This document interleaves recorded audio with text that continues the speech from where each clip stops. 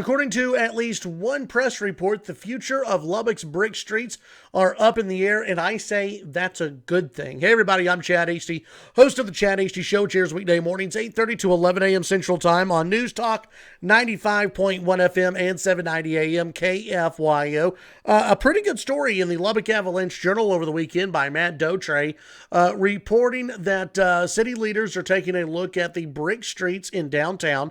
The brick streets, which have basically been around since city founding, have been around for a long time, and well, they're just now noticing that they're not the best streets to drive on in Lubbock. So the question is, what to do moving forward. Now, according to this story from the AJ, it's an expensive process if they're going to fix the brick streets, and here's why. They have to remove by hand each brick, brick by brick, hand remove it, clean it, and then place it back down into the ground. That can take a long time, and it's also a very expensive process. According to the AJ, the city is looking at a cost of $28 million, including utilities, just for the Broadway Street from Texas Tech to I-27, and to fix Texas Avenue from 7th Street to 19th Street. That's going to cost at least $15 million.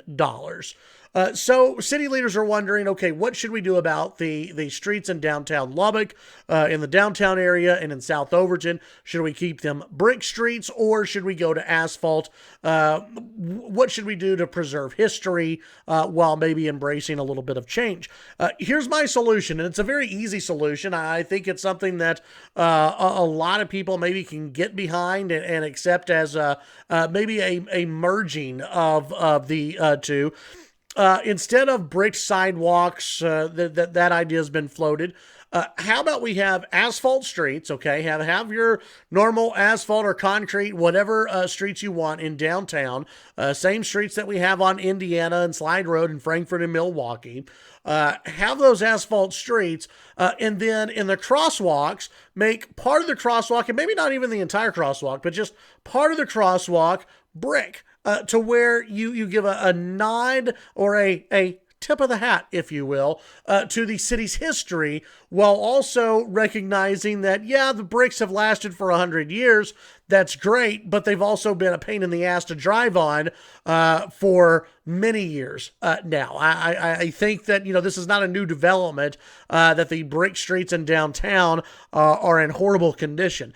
This is something that we've talked about on my radio show for years now, and it goes back even further than that. So, the idea that, well, the bricks will last a while, so we should just leave in bricks. Folks, there's a reason why you don't have brick streets throughout the United States. It's costly, and bricks do break, and you have to repair it, and to have the smooth surfaces that people expect for a booming downtown or just any city in general, you need to have asphalt streets. So I say the solution here for Lubbock is not to drop $28 million on one road, not to drop $28 million on one road and $15 million on another patch of road, but instead, and this is going to be a long process, I understand that, it's going to cost a little bit of money as well, but instead to have asphalt streets throughout downtown Lubbock, matching the rest of the city, and then having crosswalks or intersections, crosswalks,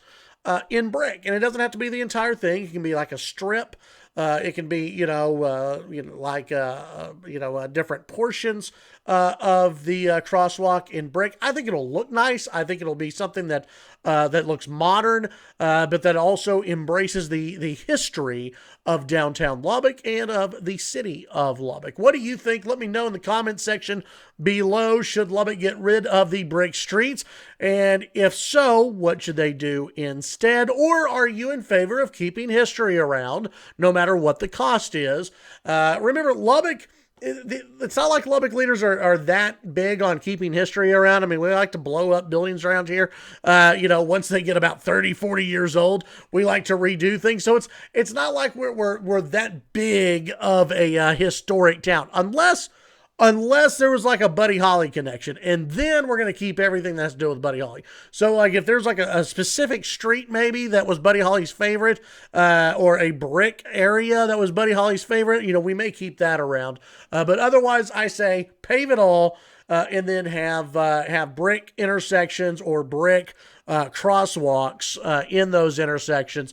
And I think it'll look nice. It'll do the job. And overall, in the long run, probably cost less money as well. Tune into the Chad Hasty Show weekday mornings, 8:30 to 11 a.m. Central Time on News Talk 95.1 FM and 790 AM KFYO. And don't forget, on Tuesday, it is Election Day here in the great state of Texas. Get out and vote.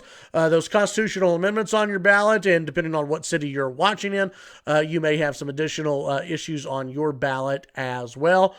For me, I did vote for Proposition 4, and I encourage you to do the same. We do not need an income tax here in Texas, and we need to make it as tough as possible for Democrats and, yes, Republicans to come back and be as greedy as they want to be and try to impose a state income tax. Chad Hasty Show, weekday mornings, 8:30 to 11 on KFYO. Have a great day.